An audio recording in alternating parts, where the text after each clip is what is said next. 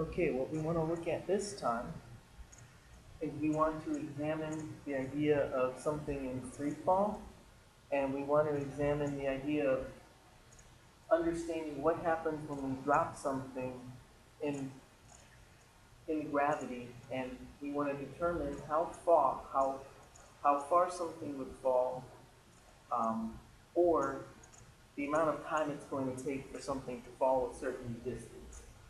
So we're going to start with our kinematic equations for constant acceleration, which is just our current position is based on our initial position plus our initial velocity times time plus 1/2 acceleration times time squared. Our velocity at any time is given by our initial velocity plus our acceleration for the amount of time we applied it. And our third equation is a time-independent equation. It's just our current velocity squared is based on our initial velocity squared plus 2 times the acceleration times our change in the position. And then our last equation for constant acceleration is just that our average velocity is given by the average of our final and initial velocity divided by 2. So when we want to think about how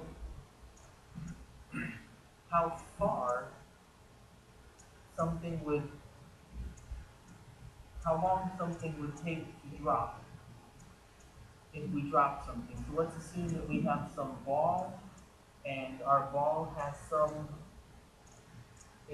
initial height above the ground. So the ground will always call as x equals 0, and our x0, our initial position, is some height off the ground. Let's assume in this case we'll pick 5 meters. We're really tall people and we're holding a ball very high up.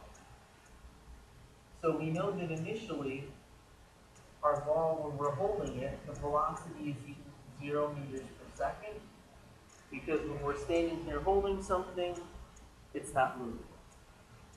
And we always need to keep in mind that our acceleration is g, and we're going to use negative 9.8 meters per second squared. We always assume that gravity is pulling us down towards the ground, and we always count up as positive. So when we want to understand how long it's going to take for our object to drop through a distance, in order to do that, we can use this equation right here, the top one. Because we know x at the bottom is going to be 0. We know our initial location is 5 meters above the ground. We know our initial velocity is 0. We're trying to solve for the time. We also know that we have 1/2 negative 9.8, and then we have t squared. So we can solve this equation here, where t squared is going to be negative 5 divided by negative 4.9. The negatives will cancel, and we'll get 5 divided by 4.9. So our time to get down to the ground, square root of 5 over 4.9, and that's about 1 second. So we can, using the same situation, we can always determine when we're holding something, or if something experiences free fall, where its initial velocity is 0, and we know how high up we are, we can always determine the time it takes for something to fall down to the ground. Now the next question is, if we didn't know, let's say we didn't know how high something was, so our next situation, we could determine if it's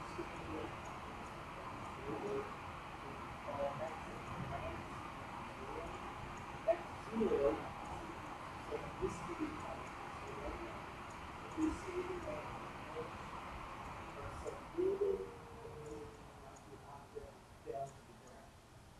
so one way you could determine the height of your building is, you could actually time, you could start your stopwatch here and time how long it took to get to the bottom. And then if you know the time to the bottom, so the time of free fall, if you need the time, then you could use your kinematic equation, x equals x0 plus v0t plus 1/2 vt squared, to calculate your x0. So let's assume that we do this, we time our how long it takes for our object to drop to the ground. Then what we can do is we can, let's just say it takes 2 seconds for our object to drop. We also know initially that v0 is equal to 0 because we're holding our object and we're letting it drop. So using that equation, we again know that x is 0 at the bottom. We know that we are unsure of our x0. We know that v0 is 0 times time plus 1/2 negative 9.8. Sorry, we know our t is 2. And then we have times 2 squared. So what we can do is we know that 0 times 0 is 0, or 0 times anything is 0. Then when we're looking for this, we know this is negative 4.9. Well, we can cancel 1, 2, and that ends up being negative 19.6. We can add this negative 19.6 to both sides, and x0 is 19.6 meters. So we now have a method of calculating how high up something is if we know how long it takes for it to free fall. So we've now looked at 2 simple examples of using the idea of dropping something, knowing that it initially started with our velocity at 0.